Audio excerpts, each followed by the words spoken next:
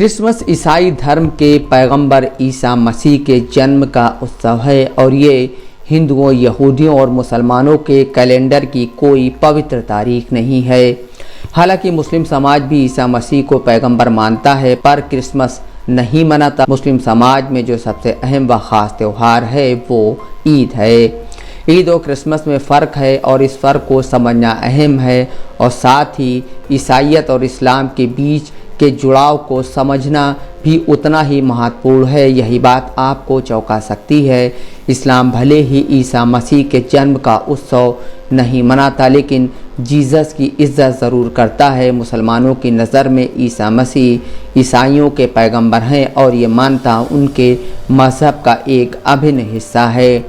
कुरान में ईसा मसीह को एक ऐसी अहम शख्सियत के तौर पर बयां किया गया है जो पैगंबर मोहम्मद साहब के पहले आए थे। हकीकत तो यह है कि जीसस, जिन्हें अरबी ज़ुबान में ईसा कहते हैं, का जिक्र पवित्र किताब कुरान में कई बार हुआ है। यहाँ तक कि पैगंबर मोहम्मद साहब से ज़्यादा बार हुआ है। ये बात भी कम दिलचस्प नहीं है कि इस्लाम की पवित्र किताब में केवल एक ही महिला का जिक्र है, जिन्हें अरबी ज़ुबान में मरियम कहते हैं। कुरान में मरियम के नाम एक पूरा अध्याय समर्पित है जिसमें ईसा मसीह के जन्म का जिक्र है। लेकिन इस्लाम में यीशु के जन्म की जो कहानी बताई गई है उसमें ना तो जोसेफ है और ना ही फरिश्तों और ना नात का जिक्र है। मरियम ने अकेले ही रेगिस्तान में ईसा को जन्म दिया था और एक सूखे हुए खजूर के पेड़ के साए में पनाह ली थी। तभी एक चमत्कार हुआ और उनके खाने के लिए पेड़ से खजूर गिरा और उनके कदमों के पास पानी का एक सोता फूट पड़ा। एक अविवाहित महिला के पास एक बच्चे का होना उसके किरदार पर कई तरह के सवाल खड़े कर सकता था, लेकिन नवजात ईसा ने ईश्वर के दूत की तरह बोलना शुरू कर दिया। इस चमत्कार से एक माँ निर्दोष साबित हो जाती है। ये कहानी पूर्वाग्रहों के ऊपर जीत की कहानी है।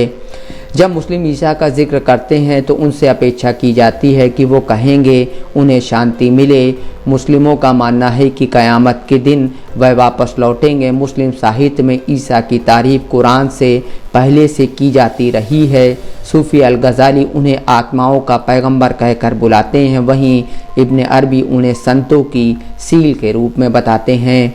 मुस्लिम दुनिया में लड़कों के नामों में ईसा और लड़कियों के नामों में मरियम जैसे नाम आम है जो कि ईसा और मैरी से जुड़े हैं। क्या आप कल्पना कर सकते हैं कि ईसाई धर्म को मानने वाला परिवार अपने लड़के का नाम मोहम्मद रख सकते हैं? इस्लाम धर्म ईसा से परिचित है क्योंकि 7वीं शताब्दी में इस्लाम के उद्भव के समय में ईसाई धर्म मध्य पूर्व में काफ़ी प्रचलित था। हालांकि बाइबल में मोहम्मद साहब का जिक्र नहीं है और इसके कारण स्पष्ट हैं।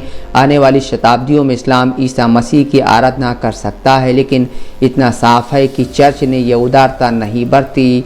इटली के शहर बोलोग्ना में 15वीं शताब्दी के चर्च सेंट पेट्रोनियो में एक तस्वीर में मुस्लिम पैगंबर को नर्क में शैतानों द्वारा दी जा रही पीड़ा को भोगते हुए दिखाया गया है। यूरोप में कई कलाकृतियाँ मुस्लिम पैगंबर की बेइज्जती वाली कहानी को जगह देती हैं। इटली के कलाकार गियोवानी दा मोदेना एक कवि दाते की प्रसिद्ध रचना डिवाइन कॉमेडी से प्रेरित थे, जिसमें दातो ने पैगंबर को नरक का नवाघेरा बताया था। इस किताब ने 19वीं शताब्दी में कई कलाकारों को प्रेरित किया और उन्होंने ऐसी रचनाएं बनाई जिनमें पैगंबर को नरक में प्रताड़ना भोगते हुए दिखाया गया है। इन कलाकृतियों में अंग्रेजी कविता और पेंटिंग के स्तंभ माने जाने वाले विलियम ब्लैक की कलाकृतियां भी शामिल हैं। बेल्जियम चर्च में एक 17वीं शताब्दी की मूर्तियां इस्लाम के पैगंबर को स्वर्गदूतों के पैरों तले दबा हुआ दिखाया गया है। हालांकि चर्च अब इस तरह की सोच का समर्थन नहीं करता है। एक लंबा समय गुजर चुका है, लेकिन हमारे युग में एक अलग तरह का तनाव, पूर्वाग्रह और चरमपंथी हिंसा है। साल 2002 में इस्लामी चरमपंथियों पर बोलोग्ना चर्च की मूर्तियों को ध्वस्त करने का शक गया था। इसके बाद से इस्लाम के नाम पर यूरोप से लेकर कई मुस्लिम देशों में सामूहिक हत्याओं को अंजाम दिया गया, जिसकी वजह से समाज में एक दरार पैदा हुई है। मुस्लिम समाज से लेकर ईसाई समाज के लिए मुस्लिम ईसा मसीह की तलाश और उनके महत्व को समझना इस समय सबसे ज़्यादा अहम है।